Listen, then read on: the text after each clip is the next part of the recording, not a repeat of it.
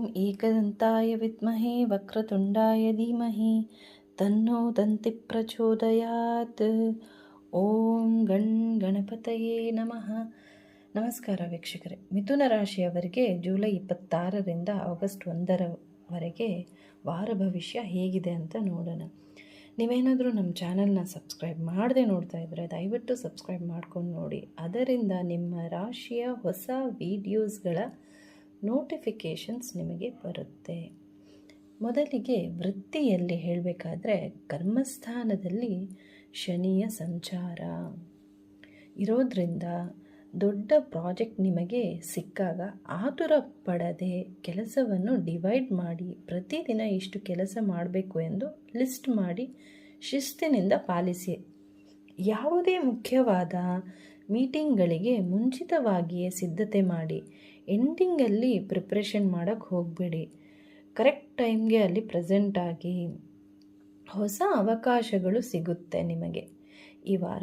ಹೆಚ್ಚು ಗಮನ ವಹಿಸಬೇಕು ನೀವು. ಎಲ್ಲ ಡಿಲೇ ಆಗ್ತಾ ಇರುತ್ತೆ, ತುಂಬ ನಿಧಾನ ಆಗ್ತಾ ಇರುತ್ತೆ ಎಲ್ಲ ಕೆಲಸಗಳು. ಆದಷ್ಟು ಹೆಚ್ಚು ಎಲ್ಲ ಟೈಮ್ ಟೇಬಲ್ ಮಾಡಿಕೊಂಡು ಇದೆಲ್ಲ ಕೆಲಸ ಮಾಡಬೇಕು ಅಂತ ಫುಲ್ ಗಮನ ಫೋಕಸ್ಸು ಇಡಬೇಕು ನೀವು ಕೆಲಸದಲ್ಲಿ. ಉದ್ಯೋಗ ಹುಡುಕ್ತಾ ಇರೋರಿಗೆ ಒಳ್ಳೆ ಸುದ್ದಿ ಸಿಗುತ್ತೆ. ನೀವೇನಾದರೂ ಪ್ರಮೋಷನ್ಸ್ಗೋಸ್ಕರ ವೇಟ್ ಮಾಡ್ತಾ ಇದ್ದರೆ ಪ್ರಮೋಷನ್ ಸಿಗುವ ಸಾಧ್ಯತೆಯೂ ಇರುತ್ತೆ. ಬಿಸ್ನೆಸ್ ಮಾಡೋರಿಗೆ ಪ್ರಗತಿಯನ್ನು ಕಾಣಬಹುದು. ಗ್ರಾಹಕರ ನಡುವೆ ಒಳ್ಳೆ ರಿಲೇಷನ್ ಬೆಳೆಯುತ್ತೆ. ಆದರೆ ಬಿಸ್ನೆಸ್ ಪಾರ್ಟ್ನರ್ಸ್ ಜೊತೆ ಸ್ಪಷ್ಟತೆ ಅಗತ್ಯ. ಏನೇ ಇದ್ದರೂ ಕ್ಲಿಯರ್ ಆಗಿ ಮಾತನಾಡುವುದು ಮುಖ್ಯ. ಕೆಲಸದಲ್ಲಿ ಇರೋರಿಗೆ ಪೆಂಡಿಂಗ್ ಕೆಲಸ ಫಿನಿಷ್ ಆಗಿಲ್ಲ ಅಂತ ನಿಮಗೆ ಸ್ಟ್ರೆಸ್ ಆಗಬಹುದು.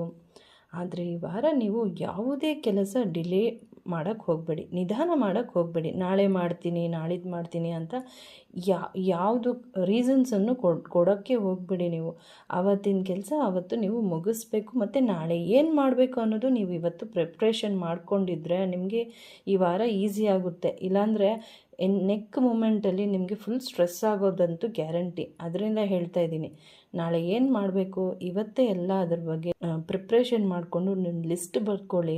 ಅದ್ರ ಪ್ರಕಾರ ನೀವು ನಡೆದ್ರೆ ನಿಮಗೆ ಈಸಿ ಆಗುತ್ತೆ. ಕೆಲಸದಲ್ಲಿ ಫೋಕಸ್ ಅಗತ್ಯ. ವಾರದ ಆರಂಭದಲ್ಲಿ ನಿಮಗೆ ಫ್ರಸ್ಟ್ರೇಷನ್ಸ್ ಆಗಬಹುದು. ಆದರೆ ಈ ಸಮಯ ನಿಮ್ಮ ತಾಳ್ಮೆಯನ್ನು ಪರೀಕ್ಷೆ ಮಾಡ್ತಾ ಇದೆ ಅನ್ನೋದು ನೀವು ಗಮನದಲ್ಲಿಟ್ಕೊಳ್ಳಿ. ಟೆನ್ಷನ್ ಸಡನ್ನಾಗಿ ಬಂದಾಗ ಡೀಪ್ ಬ್ರೀತ್ ತಗೊಳ್ಳಿ. ತಾಳ್ಮೆಯಿಂದ ಎಲ್ಲ ಕೆಲಸವನ್ನು ನಿಭಾಯಿಸಿ. ನಿಮ್ಮಿಂದ ಆಗುತ್ತೆ ಅನ್ನೋ ಮನೋಬಲ ನಿಮ್ಮಲ್ಲಿ ಇರಬೇಕು. ಟೆನ್ಷನ್ ಮಾಡ್ಕೊಳ್ಳೋಕೆ ಹೋಗಬೇಡಿ.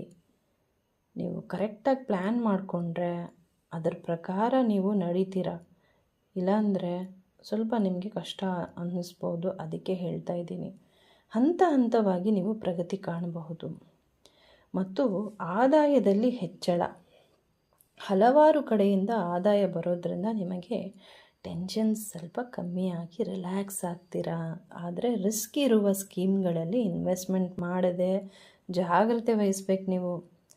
ಕುಟುಂಬದ ವಿಚಾರದಲ್ಲಿ ಹೇಳಬೇಕಾದ್ರೆ ಈ ವಾರ ಫ್ಯಾಮಿಲಿ ಕಡೆಯಿಂದ ಪೂರ್ತಿ ಸಪೋರ್ಟ್ ಸಿಗುತ್ತೆ ನಿಮಗೆ. ಅದರಿಂದ ಮನೆಯಲ್ಲಿ ಸಂತೋಷದ ವಾತಾವರಣ.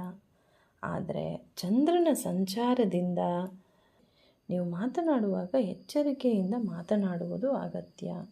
ಇಲ್ಲ ಅಂದರೆ ಮಿಸ್ಅಂಡರ್ಸ್ಟ್ಯಾಂಡಿಂಗ್ಗಳಾಗೋ ಸಾಧ್ಯತೆ ಇರುತ್ತೆ. ಆರೋಗ್ಯದ ವಿಚಾರ ಹೇಳಬೇಕಾದ್ರೆ ನಿಮ್ಮ ಎನರ್ಜಿ ಲೆವೆಲ್ ಏನೋ ಫುಲ್ ಹೈ ಇರುತ್ತೆ. ಆದರೆ ನಿಮ್ಮ ಮೈಂಡು ಓವರ್ ಆ್ಯಕ್ಟಿವ್ ಇರೋದ್ರಿಂದ ಮೈಂಡ್ಗೆ ಆಯಾಸ ಮಾಡ್ಕೊತೀರ ನೀವು. ಪ್ರತಿದಿನ ರೂಟೀನಲ್ಲಿ ಧ್ಯಾನ ಮಾಡುವುದು ತುಂಬಾ ಅಗತ್ಯ. ವಾಕಿಂಗ್, ಯೋಗ ಏನಾದರೂ ಮಾಡಿ. ಪ್ರತಿದಿನ 8 ಅವರ್ ನಿದ್ದೆ ತುಂಬಾ ಮುಖ್ಯ, ಇಂಪಾರ್ಟೆಂಟು. ನಿದ್ದೆ ತುಂಬ ಇಂಪಾರ್ಟೆಂಟು. ಸರಿಯಾಗಿ ನಿದ್ದೆ ಮಾಡಿದ್ರೆ ನಿಮ್ಮ ಮೈಂಡು ಕಾಮ್ ಆಗುತ್ತೆ. ಇಲ್ಲಾಂದರೆ ಏನೋ ಜಾಸ್ತಿ ಯೋಚನೆ ಮಾಡಿಕೊಂಡು ಫುಲ್ಲು ಮೈಂಡ್ಗೆ ಸ್ಟ್ರೆಸ್ ಮಾಡ್ಕೊಂಡು ಬಿಡ್ತೀರಾ. ಅದರಿಂದ ಹೇಳ್ತಾ ಇದ್ದೀನಿ, ಪರಿಹಾರ ಬಂದು ಪೌರ್ಣಮಿ ದಿನ ಚಂದ್ರ ದರ್ಶನ ಮಾಡಿ ಪ್ರಾರ್ಥನೆ ಮಾಡಿಕೊಳ್ಳಿ. ನಿಮ್ಮ ಮೈಂಡ್ ಸ್ವಲ್ಪ ಕಾಮ್ ಆಗುತ್ತೆ. ಹನುಮಾನ್ ಚಾಲೀಸ ಹೇಳಿ ಅಥವಾ ಕೇಳಿಸ್ಕೊಳ್ಳಿ. ಅದರಿಂದ ಶನಿಯ ಪ್ರಭಾವ ಮ್ಯಾನೇಜ್ ಆಗುತ್ತೆ. ನಿಮ್ಮ ರಾಶ್ಯಾಧಿಪತಿ ಬುಧನ ಮಂತ್ರವನ್ನು ನೀವು ಹೇಳ್ಕೋಬೇಕು. ಪ್ರತಿದಿನ ಓಂ ಬುಧಾಯ ನಮಃ ಅಂತ 108 ಬಾರಿ ಜಪಿಸಿ. ಹಣಕಾಸಿನ ಭಾಗ್ಯ ನಿಮಗೆ ಲಭ್ಯವಾಗಬೇಕಂದ್ರೆ ಅರಳಿ ಮರಕ್ಕೆ ನೀರನ್ನು ಅರ್ಪಿಸಿ ಮತ್ತು ದೀಪವನ್ನು ಬೆಳಗಿಸಿ ಸಾಯಂಕಾಲ ಟೈಮಲ್ಲಿ. ವಿದ್ಯಾರ್ಥಿಗಳಿಗೆ ಪೆನ್ನು, ಪೆನ್ಸಿಲು, ಬುಕ್ಸು, ಅವರಿಗೆ ಎಜುಕೇಷನ್ಗೆ ಅವಶ್ಯಕತೆ ಇರುವ ಜಾಮೆಂಟ್ರಿ ಬಾಕ್ಸು, ಏನೋ ಒಂದು ನಿಮ್ಮ ಕೈಯಿಂದ ಏನು ಸಾಧ್ಯ ಆಗುತ್ತೋ ಅದೇ ಸ್ಟೂಡೆಂಟ್ಸ್ಗಳಿಗೆ ವಸ್ತುಗಳನ್ನು ದಾನವಾಗಿ ಕೊಡಿ. ಧನ್ಯವಾದಗಳು.